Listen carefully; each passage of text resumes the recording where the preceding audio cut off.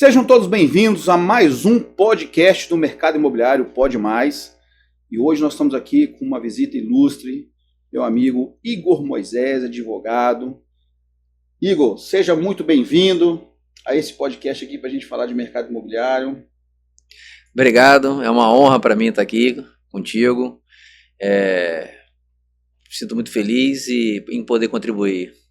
Ótimo. Vou falar um pouquinho quem que é o Igor, para vocês conhecerem, hein? Rapaz, o currículo dele é grande, hein?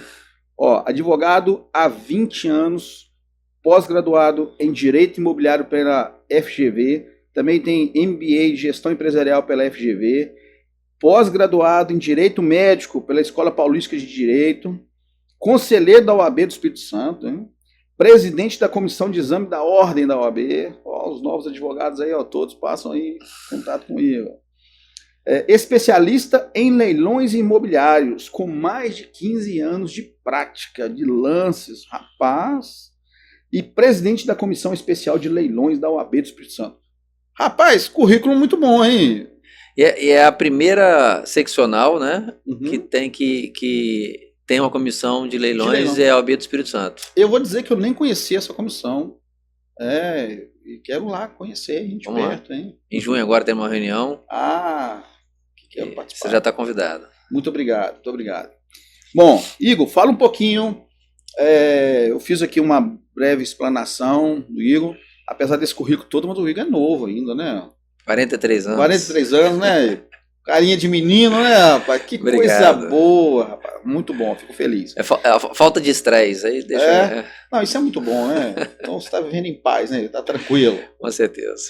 Bom, Igor, fala um pouquinho da advocacia, né? 20 anos aí, um pouco mais de 20 anos aí de carreira jurídica. Quais são as áreas que você atua diretamente? Eu atuo na área de direito médico, defendendo os médicos. Tenho direito empresarial como um todo e também na defesa aí de empresas que vêm sofrer execução, perder seus imóveis, pessoas físicas. Atuo também ao lado do arrematante e como arrematante no leilão. Então atuo em todas as áreas ali do leilão judicial também. Ótimo, ótimo. Falando aqui no leilão judicial e no leilão também extrajudicial, né? Que é importante. Sim. Então, o nosso podcast de hoje a gente vai falar um pouco mais detalhadamente nesse item que é muito importante, são os leilões imobiliários. Isso é uma dúvida, eu acho que é da maioria das pessoas que... Muita gente tem dúvida, medo, receio, né? Eu acho que eu tenho todas essas coisas aí, dúvida, medo e receio. Você tinha, né? Você tinha. Vou compartilhar com vocês duas coisas importantes. A primeira, quando nós chegamos aqui, o Igor já estava aqui participando de um lance, né? Estava participando de um leilão ao vivo na hora aqui. Ele estava assim, só um minutinho, peraí, deixa eu fazendo um lance aqui. Estava arrematando o imóvel. Isso é legal, você vive isso. Sim. No seu cotidiano, né? Participar dos leilões, acompanhar os leilões que estão apresentando e ir lá, de fato, arrematar, fazer os lances e tudo, né? Neste caso hoje, quando nós chegamos aqui, eu estava arrematando, um cliente que mora fora do país, né? Ele confia em mim, porque tem que ter confiança, e ele delegou os lances para eu dar para ele. Então porque muita gente, antes de você arrematar o imóvel, você faz análise de viabilidade e você começa a verificar, nesse imóvel, neste caso concreto, ele falou, posso ir até 405 mil. Quando você está no lance disputando com uma pessoa, você vê que chega nos 405, a pessoa dá 408, você fala, vou mais 3. 411, vou mais 3. Né? Então, passa muito do valor e muita gente se arrepende do valor que deu no final que se torna uma competição. Então, às vezes, para a pessoa não passar por isso, não correr esse risco, ela delega para alguém de confiança, um advogado ou outra pessoa de confiança, e essa pessoa está isenta da emoção, né, e vai até aquele valor máximo e nem um centavo a mais. Esse isento da emoção é como se fosse o mercado financeiro, né? O mercado financeiro também tem essa situação, né? Para você participar do mercado financeiro, comprando, vendendo ações, você tem que tirar o emocional de lado e ser criterioso ali nas aquisições, nas vendas, nessa operação ali, porque senão pode se tornar alvo da sua própria emoção ali, né? E acabar fazendo um mau negócio, não é isso? Exatamente. No leilão, mesma coisa. Né? Mesma coisa. Na hora de dar o lance, mesma coisa. Competição, disputa, as pessoas levam pro lado pessoal. Tem gente que tem taquicardia, já ouvi falar de uma pessoa que teve taquicardia, não conseguiu dormir à noite. E então... nada melhor do que ter um profissional especializado ali para poder fazer as coisas da forma sem envolver o emocional, né? E simplesmente o técnico. Eu acho que aí que está o resultado, né? Quando você tem um técnico muito ávido ali nas tomadas de decisões, né? Bom, e o outro item que eu falei que ia contar para vocês também que é importante, que eu tive a honra de participar de uma mentoria com o Igor Moisés sobre leilões imobiliários, né? Foi o dia inteiro, presencial, você tem noção, o dia inteiro. A única presencial do mercado que eu tenho notícia é a minha. É a sua, né? É a minha. Ó, se você quiser saber um pouco mais sobre leilões, aí eu quero participar desse meio, seja como advogado, para poder aprender todos os detalhes, as técnicas, onde que estão, vamos dizer assim, as normas jurídicas ali que você precisa estar observando, e também como quero participar, quero só aprender. Não sou advogado, mas quero aprender. Também pode participar, né? Pode participar para aprender ali um pouco mais sobre como arrematar, quais são os perigos que envolvem uma participação de um leilão, né? Nós estamos falando de valores de forma expressiva, né? Valor imobiliário. No leilão de imóveis você pode começar aí com 20 mil, 30 mil, e aí até o infinito. Até milhões e milhões de reais ali você tem imóveis para arrematar. Então é bom ter informações precisas antes de participar de um leilão desse. Então eu tive a oportunidade de participar, isso foi muito valioso para a minha vida profissional, para o meu currículo, fiquei muito satisfeito. E isso que eu estou falando não é porque está na frente dele não, porque isso foi unânime de todas as pessoas que participaram lá. É um grupo pequeno, lá tinha umas 12 pessoas. Aproximadamente, é um grupo pequeno, e assim, foi uma coisa extraordinária. Para mim foi muito importante, eu recomendo bastante Fico feliz. Essa mentoria. É um grupo pequeno, até porque depois a gente faz o acompanhamento. Então, inclusive na semana que vem já temos uma aula, né, via Zoom, e aí durante 6 meses ainda vou acompanhando todo mundo que está ali nas suas arrematações, nas suas dúvidas. Então eu preciso de um grupo pequeno para poder dar essa atenção durante 6 meses. Ótimo. Bom, vou fazer algumas perguntas aqui, Igor, sobre os leilões mesmo, né? Porque as dúvidas são muitas. Então, assim, algumas delas eu já tenho uma resposta, porque foi na época que nós fizemos a mentoria, mas eu gostaria que as pessoas que estão nos assistindo pudessem também ter essas dúvidas sanadas, que eu achei muito importante. A primeira é o seguinte: estou participando de um leilão, achei interessante o imóvel, ofertei um lance, e aí? Eu tenho que pagar isso à vista? Tem possibilidade de parcelar isso?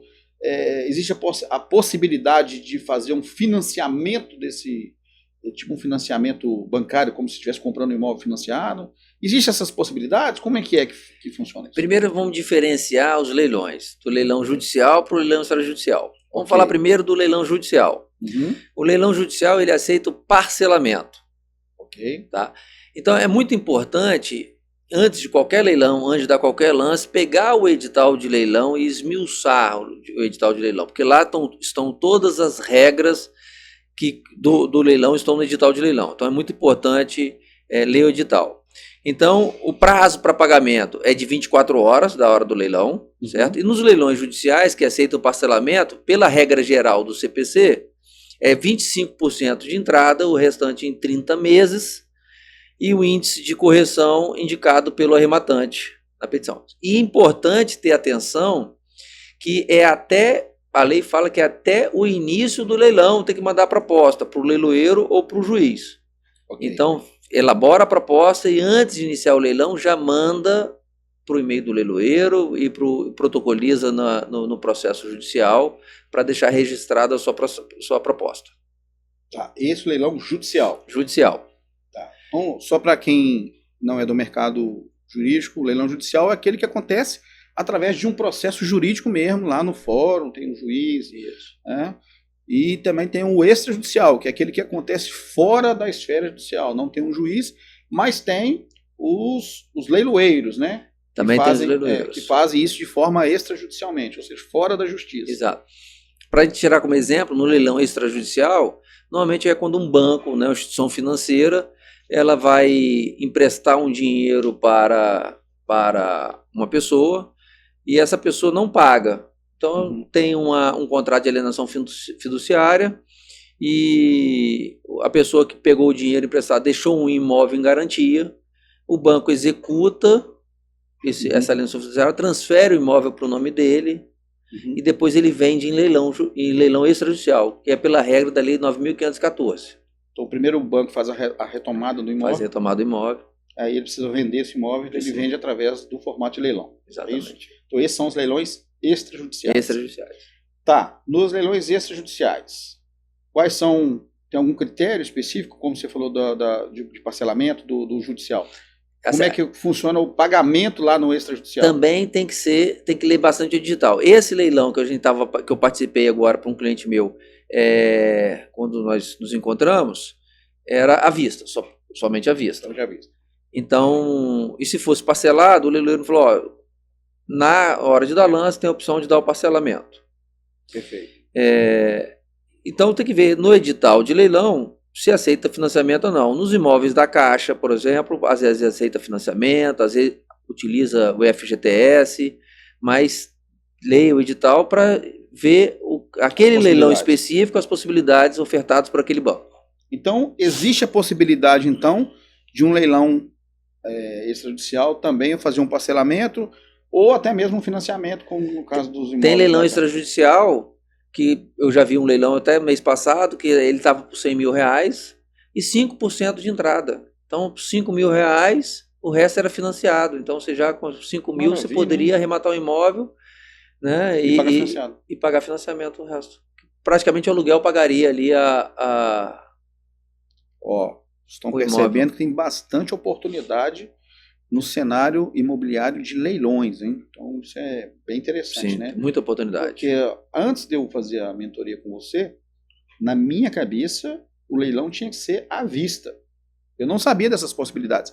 Imagino que muitos dos espectadores aqui que estão nos assistindo também imaginam isso. Então, você já sabe que existe essa possibilidade. Então vale a pena conferir no edital todos esses detalhes, né? Sim.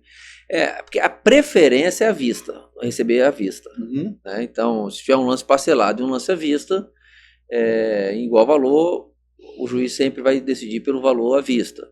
Mas, às vezes, tem um lance parcelado por um valor mais alto, porque você não sabe como que vai ser. Se você tem que protocolizar esse pedido de parcelamento antes do leilão, você não sabe até que valor vai. Então, as pessoas costumam mensurar um valor que acham que devido naquele imóvel, então esse valor pode ser muito maior parcelado do que o valor à vista dado no leilão. Sim. Então vai para o juízo esse valor e o juiz escolhe ali qual valor que é mais vantajoso para aquele leilão. Perfeito. Agora me fala o seguinte, porque no passado eu só sabia de leilões que aconteciam presencialmente, mas agora nós sabemos que também existem os leilões eletrônicos, né? Hoje ainda existe leilão presencial ou virou tudo eletrônico? Hoje não.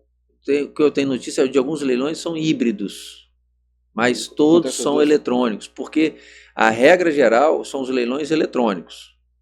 Somente quando não for possível fazer o eletrônico, será feito o leilão presencial. Isso aconteceu por causa da pandemia ou não tem nada a ver? Não, veio já no novo CPC. Já veio no novo CPC em 2015. 2015. Né? 2015, tá.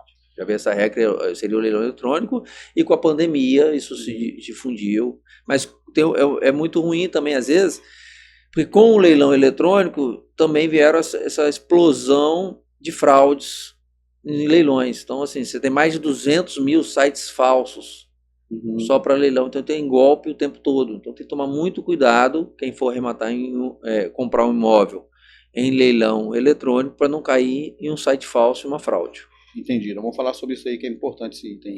Só para quem está nos assistindo aí compreender, CPC é o Código de Processo Civil, né? Na legislação jurídica, né? 2015 teve uma atualização, então incluíram algumas cláusulas, alguns itens lá na legislação e retiraram alguns também. Então essa sobre leilões pregões eletrônicos, ela aconteceu no CPC de 2015, que foi incluído, né? Sim. Então, de lá para cá, o eletrônico que é o principal, Que é o se tornou principal. Exatamente. Então, o presencial é como se fosse...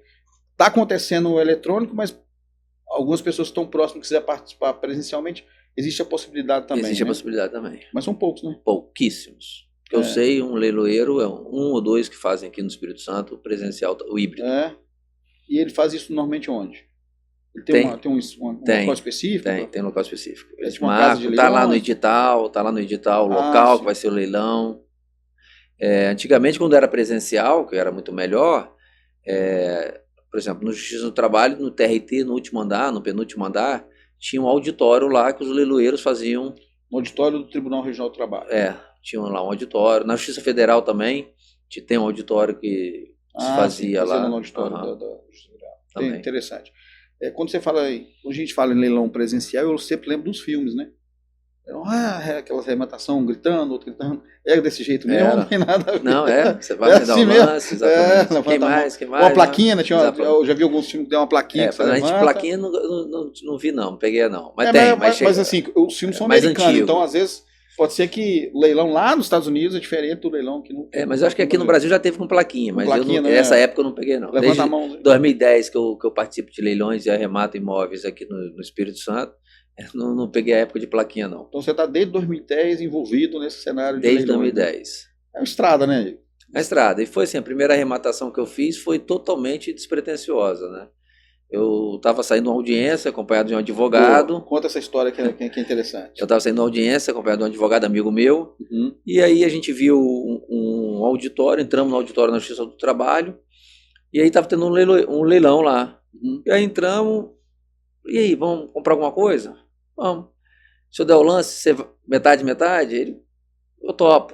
E aí o leiloeiro leu lá um imóvel em Jacaraípe, uma casa, tal, e ninguém quis. Estava por 54 mil mais a comissão. E ninguém quis. Mais a comissão do leiloeiro. Mais a comissão do leiloeiro, 5%. Aí eu acho que estava quase 57 mil. E ninguém quis e eu levantei a mão. E aí o advogado do lado se desesperou, você não sabe nenhum local. E a gente fez na época, como era presencial, a gente fez um lance condicionado à visitação do imóvel. Então no dia seguinte, cedinho, nós fomos no imóvel, vimos, gostamos, e aí validamos, pagamos, fizemos pagamento no prazo de 24 horas, estava no edital, fizemos pagamento, e depois de 2 anos e meio nós vendemos o imóvel. Entendi. Agora surgiu uma outra dúvida aqui. E foi bom o negócio? Foi bom. Essa primeira arrematação, a gente comprou uma casa. Só que eram 2 casas geminadas. Então, 57 mil mais a comissão deu 60 e poucos mil. Não, era 54 mais a comissão. 54 mais a comissão, deu 57, entendi. E aí eram 2 casas geminadas. Nós instituímos um condomínio. Eram 2 casas? Eram. Vocês compraram 2 casas por 57 mil? Isso aí. E quanto que valia isso? E era casa geminada. E aí fizemos a instituição do condomínio. E aí, para poder quem comprasse pudesse financiar.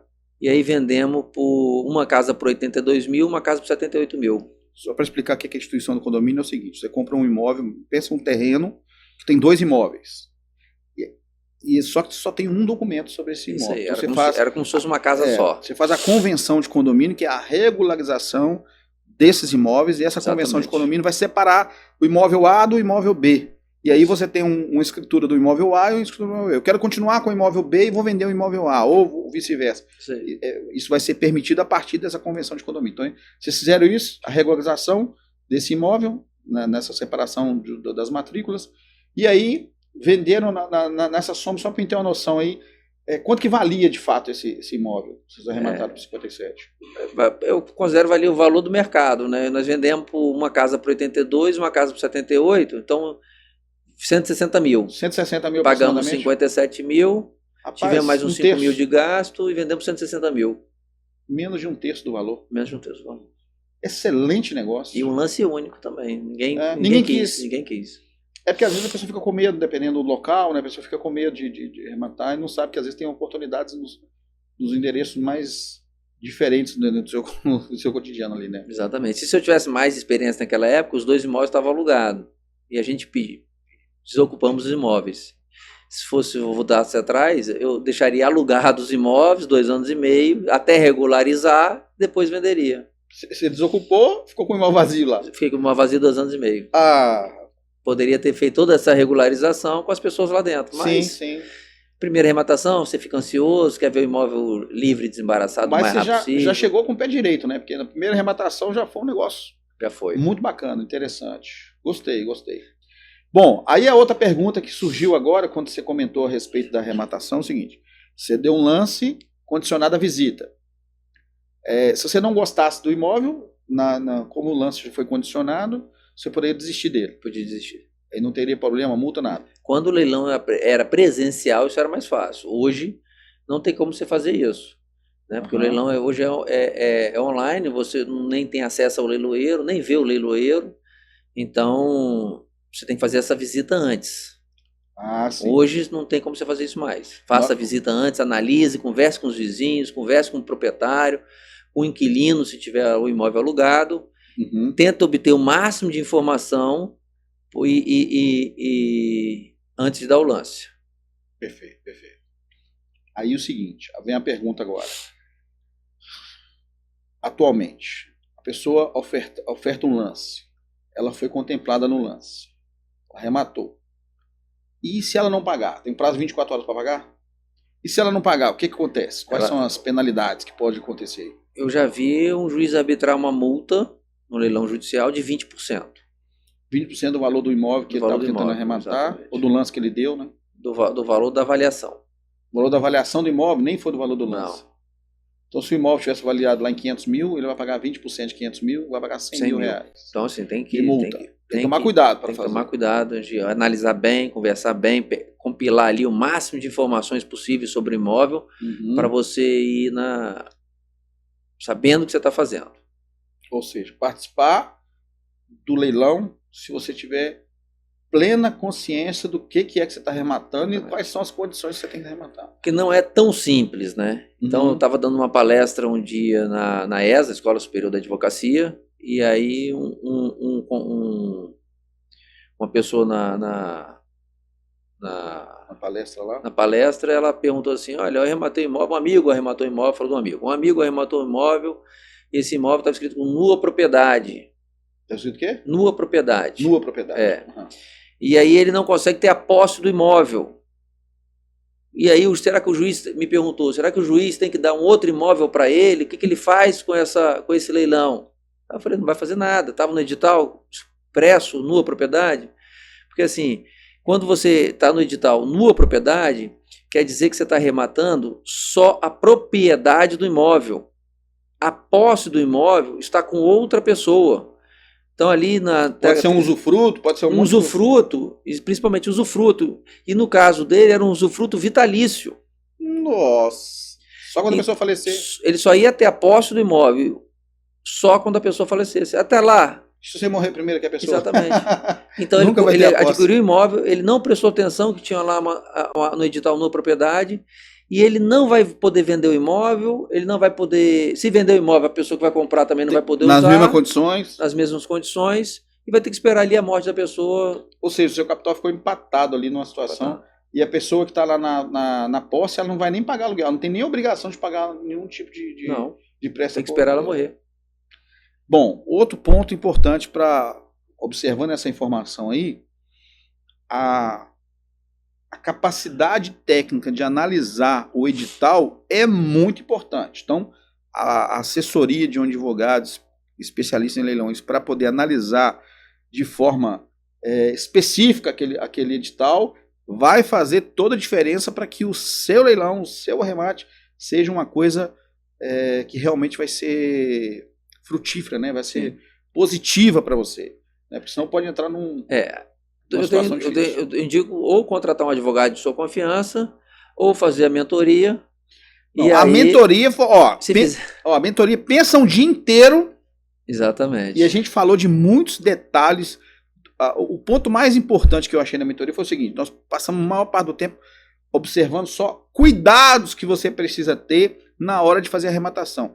E é isso que faz a diferença na hora de você escolher um bom imóvel para você participar daquele lance, daquele leilão, ou não. Tem imóveis que está cheio de gente querendo, às vezes por causa do preço, mas as condições que aquele imóvel se encontra, não condições físicas, condições de documentação, no caso desse desse usufruto, né? Possível usufruto que tinha lá no leilão, todos esses detalhes que estão lá previstos no leilão e às vezes a pessoa não entendeu o que estava escrito, né? Por isso que é bom ter uma análise técnica jurídica para poder você não, o ditado popular, sou mineiro, hein? Comprar gato por lebre, né? Isso aí. É um ditado popular antigo, mas que é válido, né? E acontece muito em leilão, tá? Acontece muito, né? Acontece muito. A pessoa está comprando uma coisa e entendendo que é outra, né? Exatamente.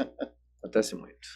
Bom, ó, tô com o celular aqui, tá, pessoal? É só porque aqui tem minha colinha aqui, né? Meu roteiro aqui de perguntas possíveis que eu preciso fazer para mim não esquecer nada. Então vamos lá. Uma coisa importante, hoje presencial e eletrônico só tem eletrônico, né? Presencial não se fala mais, né?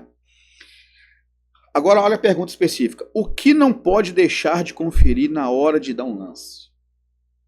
Além do edital, tem mais alguma coisa que você precisa observar? Olha, é importante observar, ler o edital e ver todas as regras do leilão, né? Fazer o cadastro com antecedência. Tem gente que deixa para fazer o cadastro um dia antes do leilão. O leiloeiro demora, às vezes, para validar e a pessoa perde aquele leilão interessante porque não fez o cadastro, porque não mandou para o site do leiloeiro, porque não fez com antecedência. Então, assim, fazer essa preparação, visitar o imóvel, conversar com o vizinho é imprescindível, compilar o máximo de informações possíveis. Vizinho do imóvel, né? Vizinho do imóvel, ver o valor, fazer sua própria avaliação.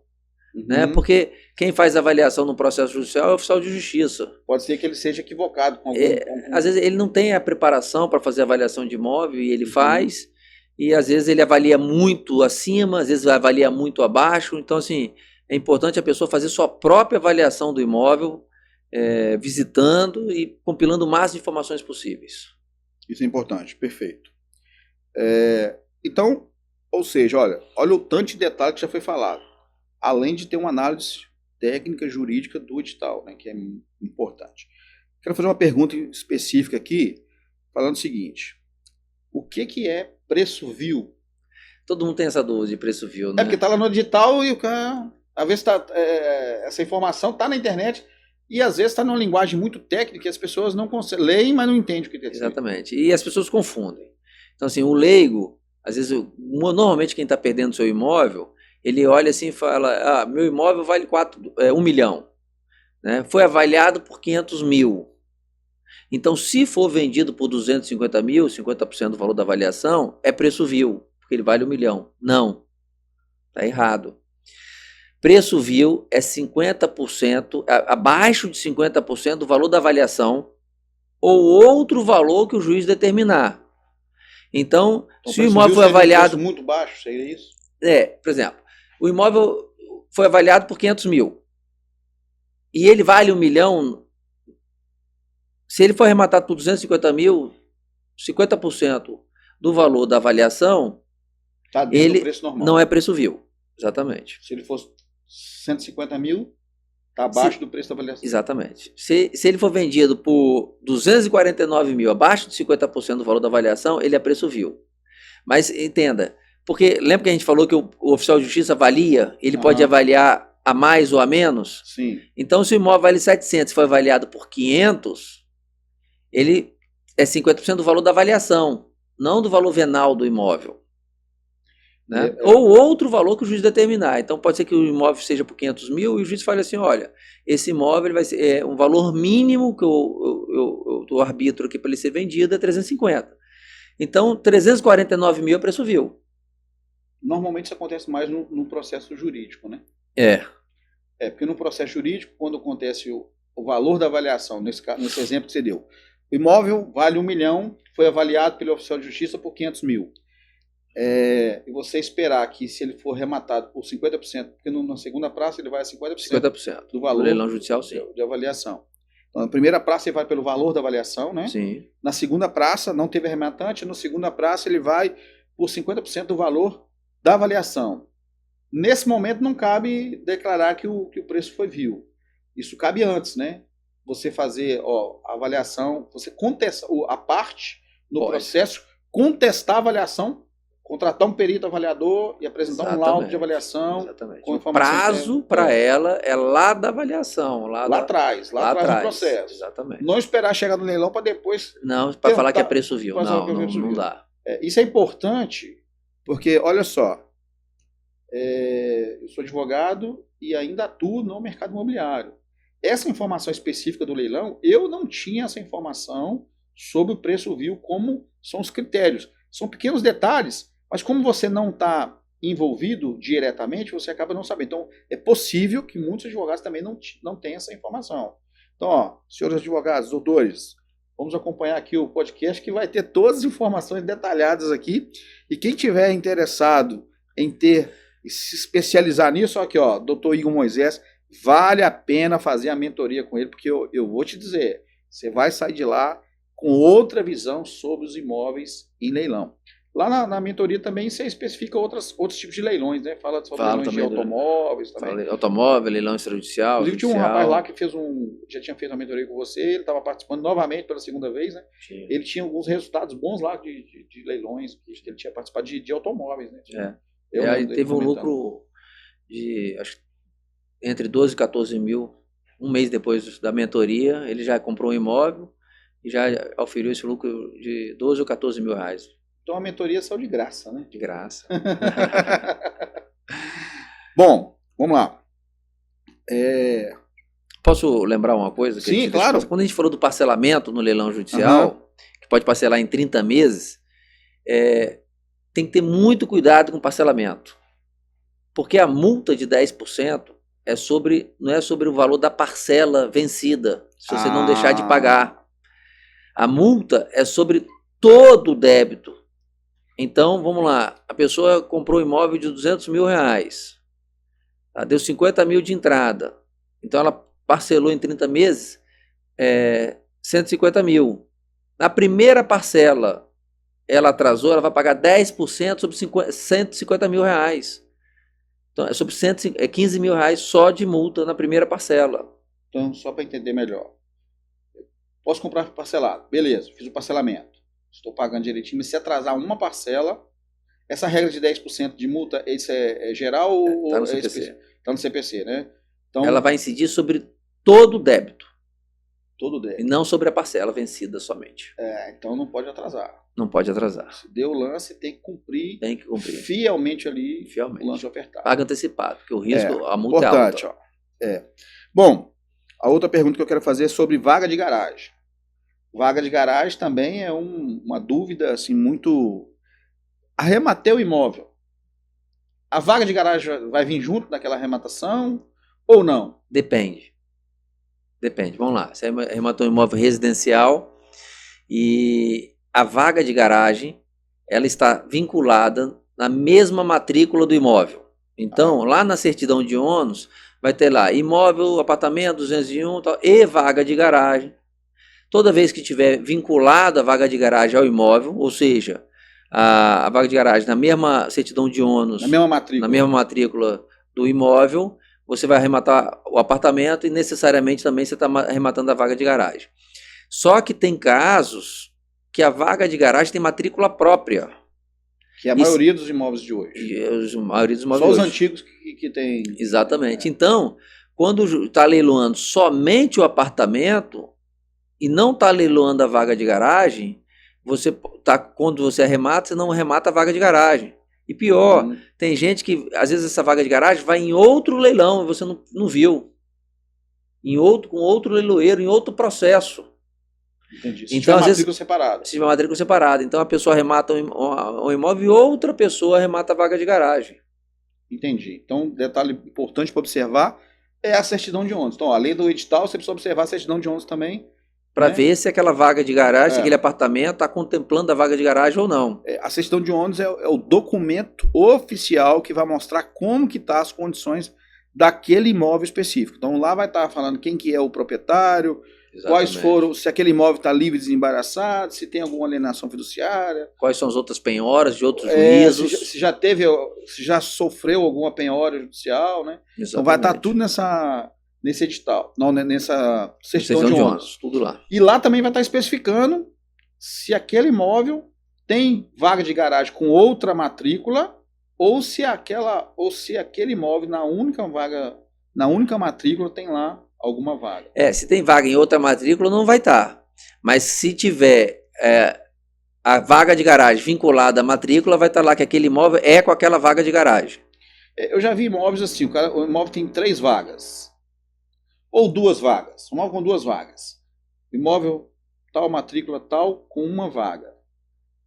E aí, a outra vaga, uma vaga está naquela matrícula também é muito comum. do apartamento, e a outra vaga, a segunda vaga, que às vezes está até uma atrás da outra, às vezes está até vinculada, presa junto com aquela vaga ali, daquele apartamento, e está numa matrícula própria. Aí ele está arrematando um apartamento com uma vaga. Quando ele vai visitar o imóvel, ele vê as 2 vagas. Uhum. Então ele já cria, olha, esse apartamento aqui tem 2 vagas. Compra o imóvel. Quando ele vai ver, só tem uma vaga. E aí há a desvalorização do imóvel, né? Então, inclusive, isso é muito comum nos imóveis. Teoricamente, os imóveis de 2 quartos, aqui no Espírito Santo tem uma vaga de garagem. Os imóveis de 3 quartos tem 2 vagas e os imóveis de 4 quartos tem 3 vagas. E é muito comum a primeira vaga estar na matrícula do imóvel, a segunda e terceira vaga está em matrículas independentes. Sim. É muito comum isso, principalmente os imóveis novos, agora que eu estou entregando. Então, isso é outro ponto para observar, né? Tem que ter bastante atenção. E se tiver uma vaga só, às vezes vale a pena. Mas é só computar esse valor de um imóvel com uma vaga na área de viabilidade da compra do imóvel. Na hora de fazer a seleção do melhor imóvel, se você vai participar do leilão ou não, é importante ter o checklist, né? Checklist lá, que nós aprendemos lá na mentoria. O checklist vai te orientar melhor se você não deixar nenhum item passar desapercebido ali de ser observado.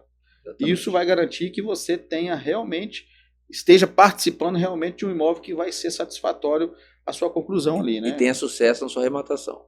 Isso é muito importante. Agora vamos falar um pouquinho de fraudes, porque também, quando a gente fala do ambiente eletrônico, internet, vamos dizer assim, os fraudadores, os bandidos também estão se especializando nisso, né? Não. Me fala das fraudes que acontecem em leilões. O tempo todo. Tem fraude em leilão, sites, eles imitam exatamente o site do leiloeiro oficial. Então é importante no edital de leilão você ver o nome do leiloeiro, o site que está descrito onde vai ser o leilão, copiar aquele site do edital de leilão, nunca entrar numa pesquisa do Google, né? Então eu vou lá no edital, vejo, o site é tal, copio e colo lá e entro diretamente no site dele, ligo para o leiloeiro para saber, olha, esse imóvel tal, é isso mesmo, o valor desse imóvel está certo, e o telefone do leiloeiro também está no edital. Então você tem que tomar esses cuidados, porque uma vírgula, um ponto, qualquer coisa que você acrescenta errado, você pode estar no site falso. E site falso também, às vezes eles colocam o valor do imóvel muito abaixo do mercado. Para atrair mesmo. Para atrair, para a pessoa se empolgar e comprar. Então, assim, dá para você se cercar dos fraudadores. Tem muita coisa acontecendo aí, né? Tem muita coisa. Mais de 200 mil sites falsos. Eu vi uma reportagem, passou na televisão, inclusive. O cara arrematou foi um veículo. O cara arrematou um veículo leilão, e depois que ele pagou, ele tinha que pagar um sinal. Paga um sinal para garantir aqui o seu lance. Ele pagou um sinal, depois não tinha carro, não tinha nada. Eu já ouvi de cliente meu que ele visitou o carro, um galpão, tinha lá uns 10 carros. Visitou lá, tinha o carro lá, escolheu o carro. No dia seguinte ele comprou, acho que 2 carros. E quando ele foi buscar, não existia mais o galpão. Acho que 3 dias depois, já tinham levado tudo embora. Não tinha mais nada. Não tinha nada. Deve ter alugado o galpão. Alugou, realmente tinha os carros lá para as pessoas verem. E não tinha um leilão. Você vê que é um nível de fraude muito bem arquitetado, né? Então é muito... não é difícil cair numa fraude dessa, não. Não, né? Não é difícil. Então, mais uma vez, por isso que é bom você ter o amparo, o apoio ali, né, de uma pessoa especialista para poder acompanhar e validar todas as informações que estão ali naquele leilão. É bom a pessoa também certificar na junta comercial, todo leiloeiro tem um registro dele na junta comercial do seu estado. Então entrar no site da junta comercial do Espírito Santo, que eles querem participar no Espírito Santo. Verificar o CNPJ dele. E verificar lá o cadastro de leiloeiro dele, lá vai ter o telefone dele, a foto dele, o site dele, todas as informações para confirmar que aquele leiloeiro está registrado na... Que ele existe, que ele não é fraudador. Que não é fraudador, que está apto a fazer leilão no Espírito Santo. Perfeito, ó, outro ponto importante. Além das fraudes, sobre fraude, eu vi na televisão sobre esse negócio da fraude, e uma vez que o cara pagou lá, já era, né? Não tem mais condição de recuperar esse dinheiro, né?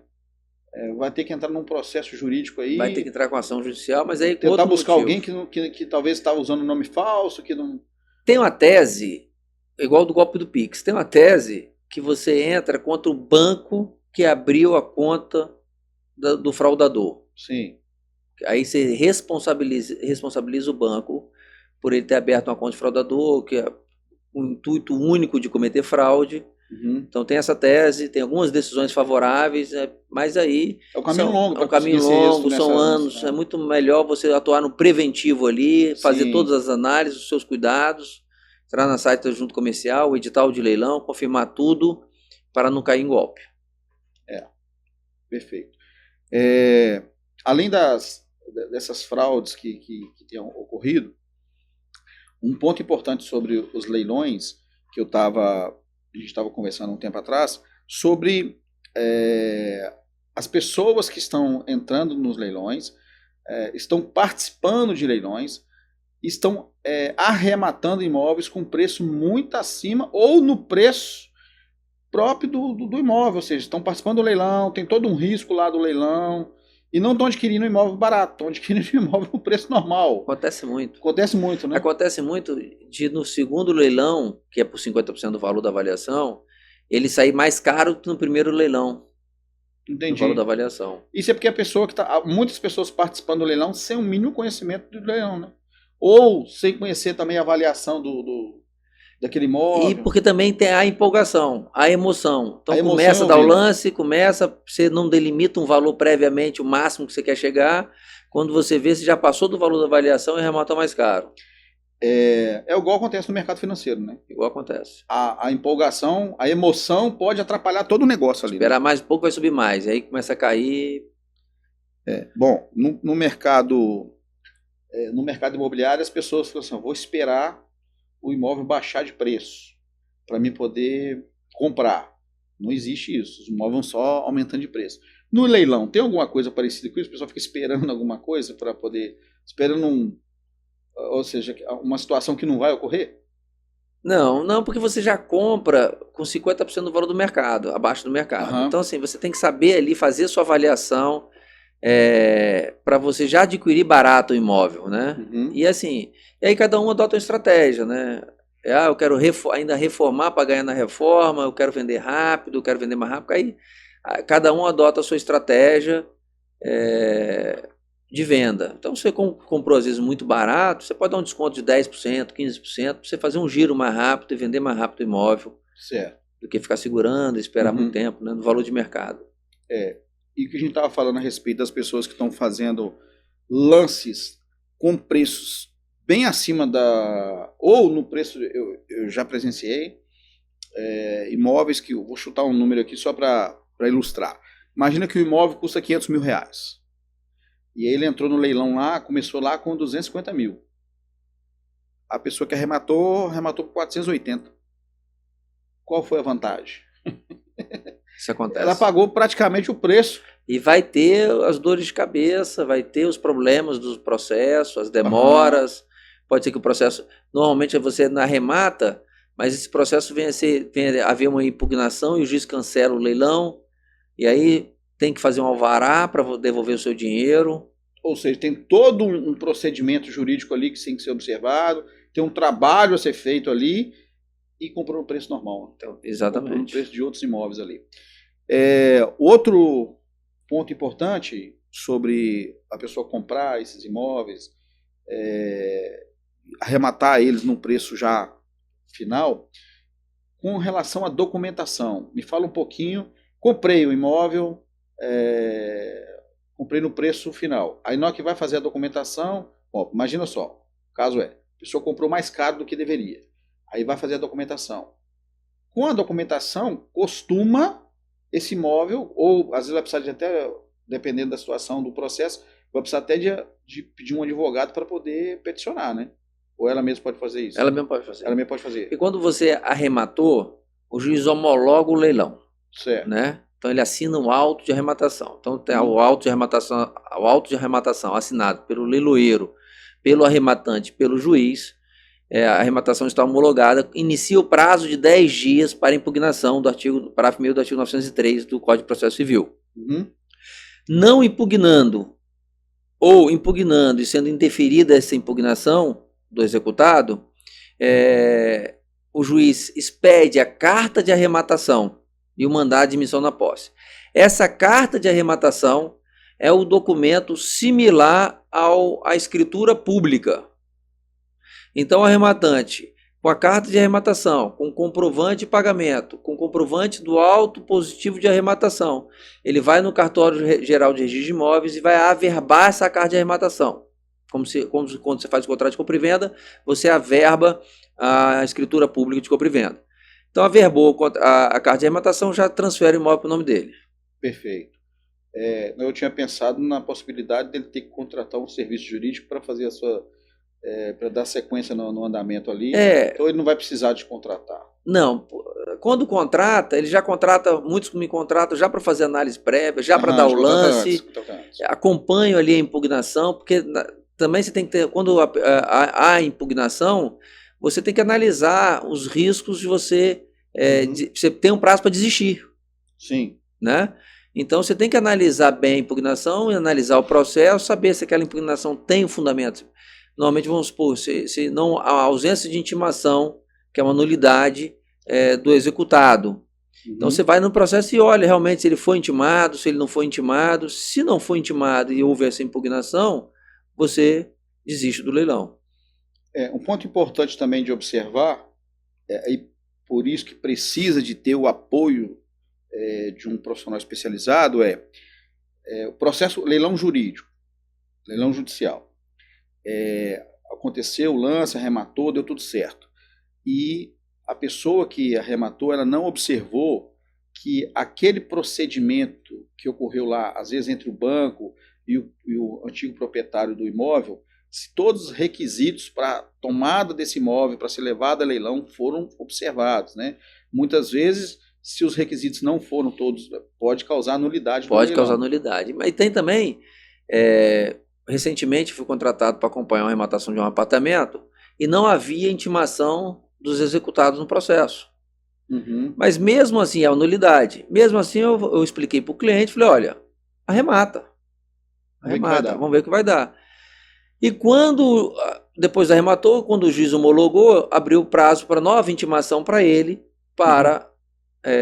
você fala a pessoa para o executado impugnar o leilão. E ele não impugnou, ele concordou com o leilão. Então ele veio no processo, ele sanou um vício anterior, né? Estava querendo resolver o problema. Exatamente, estava querendo resolver, ele concordou com o leilão, ele anuiu, e aí houve a expedição da carta de arrematação, emissão na posse, e foi tudo certo. Ou seja, mesmo com a nulidade anterior, um vício lá atrás, foi convalidado ali pela anuência dele. Entendi. Ele concordou, ok. Mas são casos específicos e raros, né? Raro, né? Normalmente há impugnação. Normalmente vai contestar. Quer contestar, não quer perder o imóvel de jeito nenhum. Sim, perfeito. Bom, Igor, o que mais que você acha que pode deixar aqui para os nossos ouvintes aqui com relação a leilão? O que a pessoa precisa mais observar ou algum ponto que você acha específico? Eu acho que todo mundo é um mercado que dá para todo mundo